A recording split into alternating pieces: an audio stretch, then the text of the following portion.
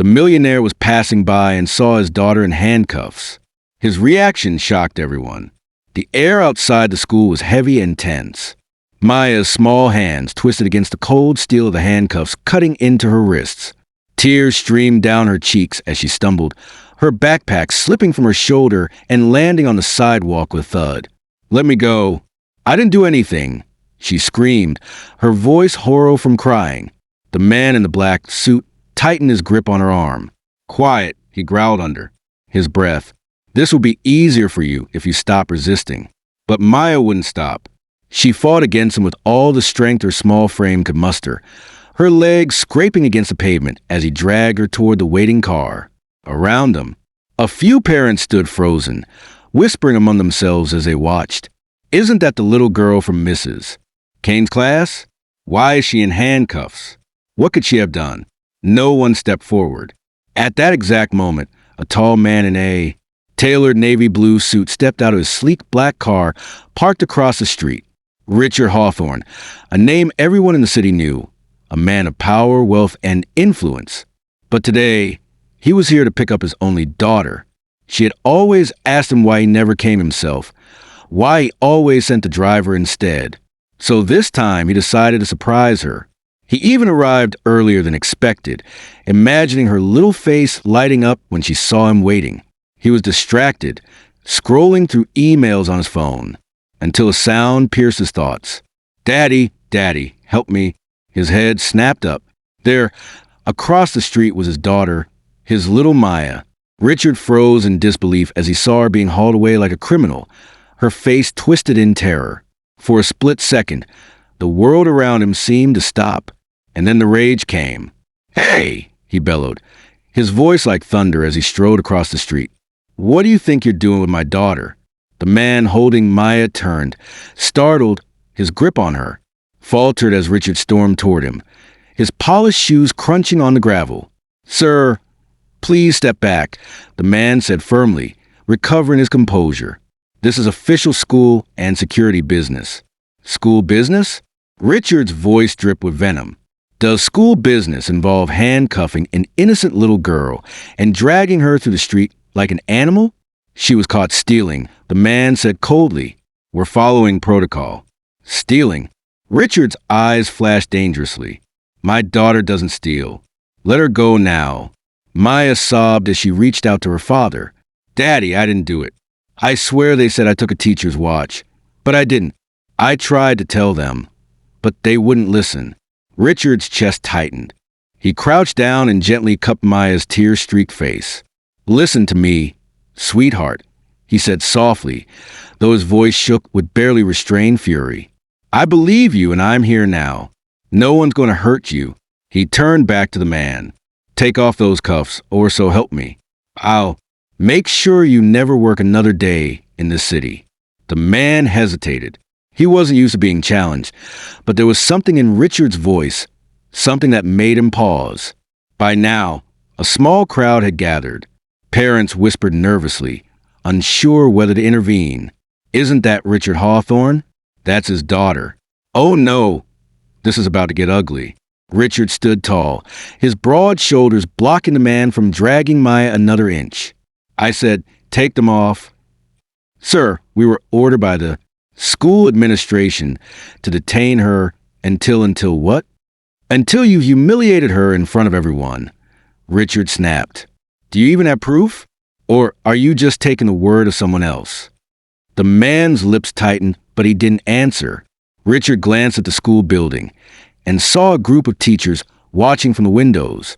One of them, a stern-looking woman with her arms crossed, locked eyes with him before stepping back and disappearing into the hallway. "Of course," Richard muttered. "They're hiding now." He turned back to the man. "Last warning. Either you take off those cuffs or I'll call my attorney right now, and I assure you this will cost you more than you can imagine." Reluctantly, the man sighed and pulled out a key. The metal clicked as the cuffs opened and fell to the sidewalk. Maya whimpered as she rubbed her raw wrists. Richard immediately scooped her up into his arms, holding her tight against his chest. "It's okay now, baby," he whispered. "Daddy's here. No, one will touch you again." But inside, Richard was boiling. He looked over his shoulder at the school staff peeking out from behind the doors. "This isn't over," he said loudly enough for them to hear. "You think you can treat my daughter like this and walk away? You're about to learn what happens when you mess with the wrong family." Maya buried her face into his shoulder, still trembling. Richard tightened his arms around her as he carried her back to the car, his jaw set. "I promise you, Maya," he said, softly, "I'll find out who did this to you. And when I do, they'll regret ever laying a finger on you." Richard didn't waste a second. As soon as he placed Maya gently in the backseat of his car, he pulled out his phone. His hands were steady, but his voice carried the fury of a man who'd been pushed too far.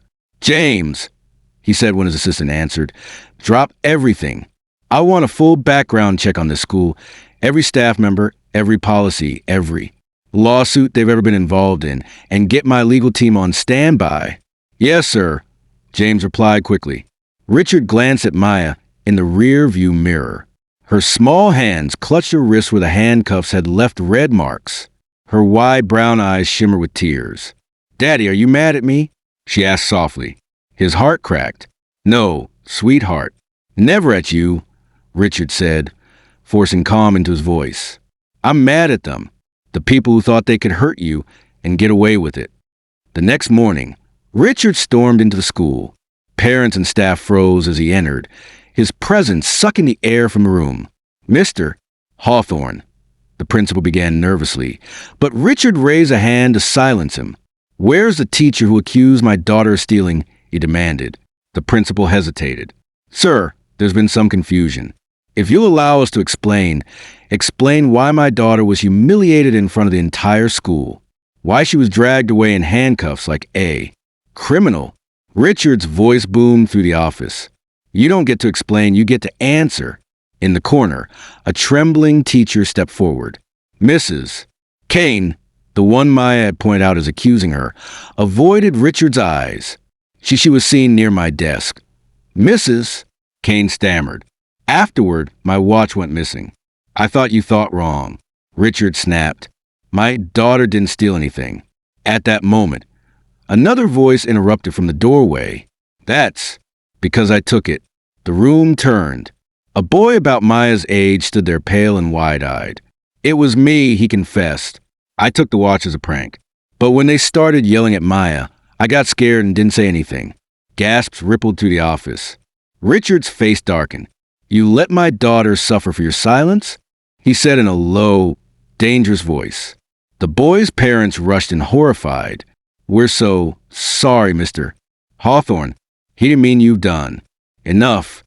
Richard cut them off. "This isn't just about a stolen watch anymore. It's about a child's dignity." Richard turned back to the principal.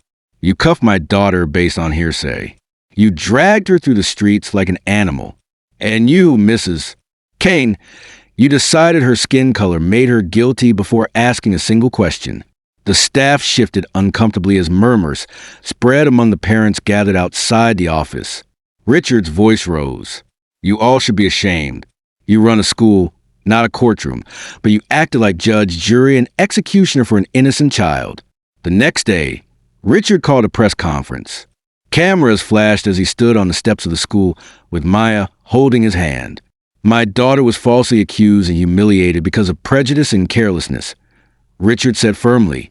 "This stops now, not just for her, but for every child who has suffered in silence." The crowd was silent. Then cheers erupted. Reporters jostled forward, shouting questions. "Mr. Hawthorne, will you be suing the school? Is it true you're funding an investigation into their practices?" Richard raised his hand. "This isn't about revenge. It's about justice."